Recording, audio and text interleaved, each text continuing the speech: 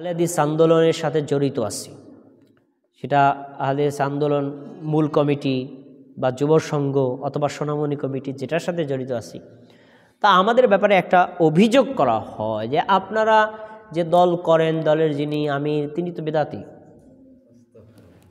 তা আপনি বেদাতির অনুসরণ করেন কিভাবে? তো কি বেদাত করলাম?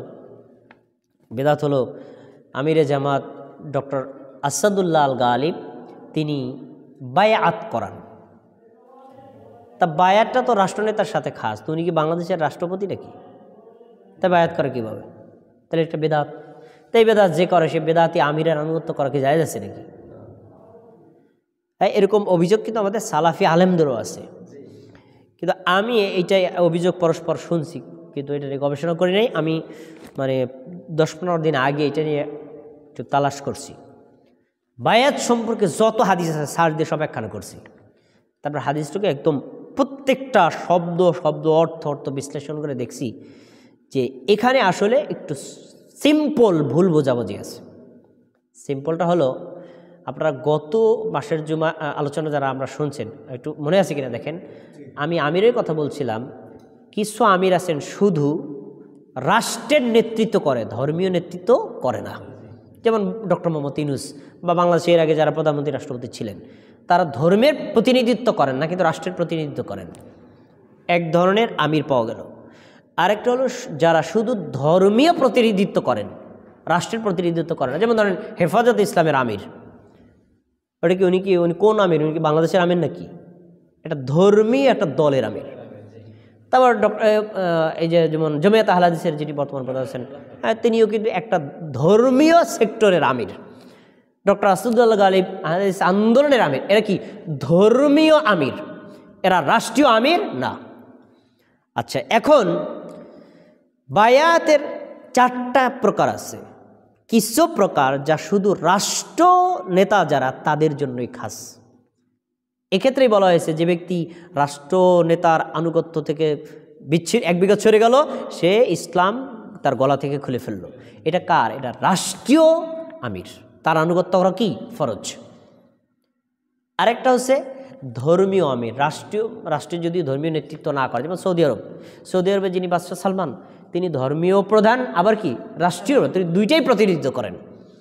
তাহলে তার ক্ষেত্রে রাষ্ট্রীয় আমিরত্বও গ্রহণযোগ্য, ধর্মীয় আমিরত্ব কি দুইটাই গ্রহণযোগ্য। অতএব তিনি 2 ধরনের বায়াত করাতে পারেন। বুঝতে পেরেছি?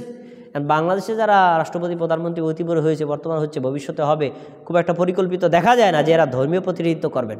এরা শুধু রাষ্ট্রের প্রতিনিধিত্ব করেন। অতএব এখানে রাষ্ট্রীয় আনুগত্য, রাষ্ট্রীয় বায়াত তাদের জন্য প্রযোজ্য। যেখানে ধর্মীয় প্রতিনিধিত্ব রাষ্ট্রের প্রধান করবেন না, সেখানে ধর্মীয় কোনো আলেম ধর্মীয় প্রতিনিধিত্ব করলে তিনি ধর্মীয় ক্ষেত্রে বায়াত করতে পারেন। এই হাদিস আলাদা আছে। আপনার ডক্টর আসাদুল্লাহ আল গালিব তিনি বায়াত করার ক্ষেত্রে, এবং আপনার কি মনে আছে শামসুদ্দিন মালতের মসজিদে যে ডক্টর আহমদ আবদুল্লাহ সাকিব তিনি এসেছিলেন, তাকে বায়াত সম্পর্কে জিজ্ঞেস করা হয়েছিল। আমরা মাথা মোটা তো, মাথার উপর দিয়ে সব যায়, কথা তো আর কি বুঝি না।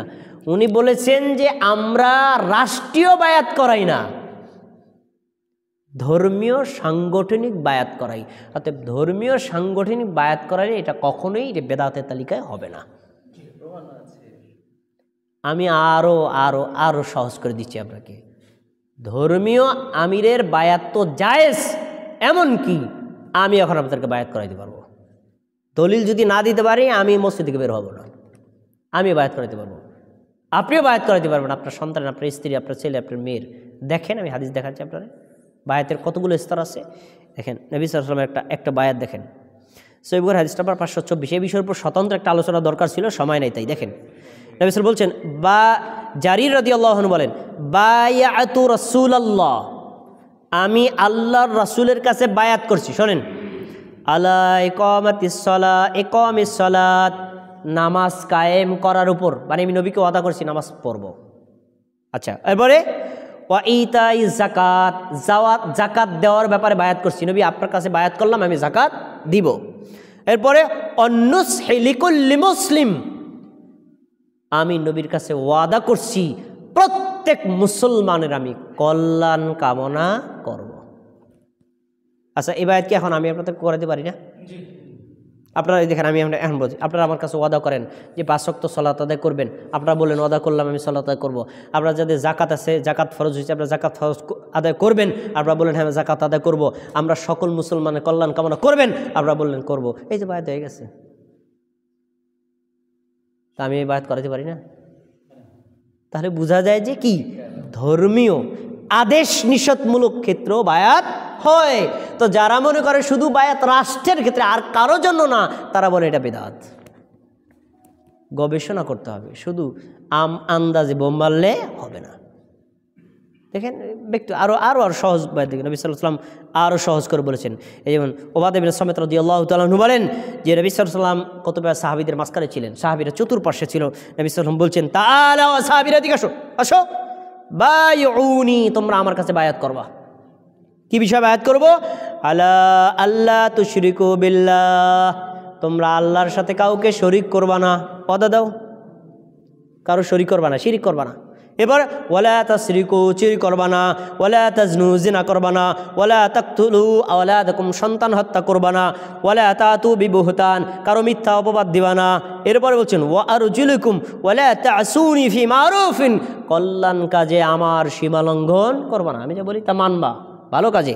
এরপর বলছেন অফি মিনকুম ফাআজরুহু আলাল্লাহ, যে ব্যক্তি ওয়াদাগুলো পালন করবে পুরস্কার আল্লাহ থেকে নিয়ে নিবে। এ ভাই হ্যাঁ বলতেছি, দেখেন এ বায়াত আমি করাতে পারি। দেখেন এই আমি আপনাদেরকে ওয়াদা করাতে পারি, ভাই আপনারা কখনো শিরিক করবেন না, চুরি করবেন না, জেনা করবেন না, মিথ্যা অপবাদ দিবেন না। ওয়াদা করেন, সবাই ওয়াদা করে। আমাদের দেশের বক্তারা দেখবেন ওয়াজ করার সময় ওয়াজের শেষে বলে, হাত তুলে বলেন আমরা এখন থেকে 5 ওয়াক্ত সালাত আদায় করবো। এই তো বায়াত হয়েছে, এটা তো বায়াত। তাহলে বাবাও সন্তানকে বায়াত করাতে পারে, বাবা আমার কাছে ওয়াদা কর, আমি বেঁচে থাকি বা না থাকি কখনো সালাত পরিত্যাগ করবি না। এটা কি বায়াত নয়? বায়াত। ওই ভাই আমাকে বলছে বায়াতের অর্থ কোন, তাহলে পাইবে না। বায়াত শব্দের অর্থ হলো বিক্রি করা, বিক্রি করা রিয়াল অর্থ। বায়াতের আরো অর্থ হলো ওয়াদা করা, অঙ্গীকার করা, চুক্তি করা, অঙ্গীকার করা। মানে আপনারা আমার সাথে ওয়াদা করেন এখন থেকে সালাত আদায় করবেন, আপনারা বলেন হ্যাঁ সালাত আদায় করবো, এই তো বায়াত হয়ে গেছে। এন্ড বায়াত মানে যে পাগড়িয়াটা সাইরে দিয়ে সবাই ধরেন, পিঠ ধরেন, তারপরে এটা তো বায়াত, এরকম কথা না। তাহলে বায়াত শুধু আমিরে জামাত নয়, বাবাও সন্তানের বায়াত করাতে পারে। অতএব এই ক্ষেত্রে ডক্টর আসাদুল্লাহ আল গালিবকে বেদাতি বলা মানে বায়াত সম্পর্কে গবেষণার যথেষ্ট অভাব আছে, অবশ্যই। এই জন্য এই ধরনের মিথ্যা অপবাদ থেকে বেরিয়ে আসতে হবে।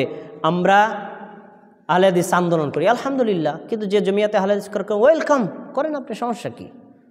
আপনি আমার দিনী ভাই, কারণ আপনার আকিদাক, আপনার মানহাজাক, আমারও আকিদাক, আমারও মানহাজাক।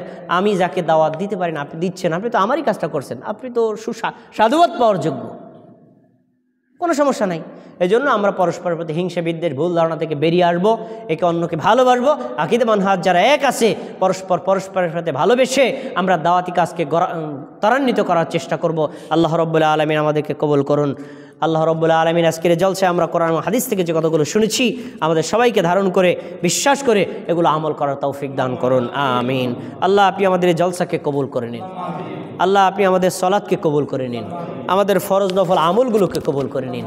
আমরা যারা এখানে উপস্থিত আছি আমাদের সবাইকে সুস্থতা দান করেন, আমাদের পরিবারে যারা অসুস্থ সবাইকে সুস্থতা দান করেন, আমাদের পরিচিত অপরিচিত যারা অসুস্থ সবাইকে সুস্থতা দান করেন। আল্লাহ আমাদের আত্মীয় স্বজন কবরবাসী যারা রয়েছেন তাদের সকলের কবর আযাব মাফ করেন।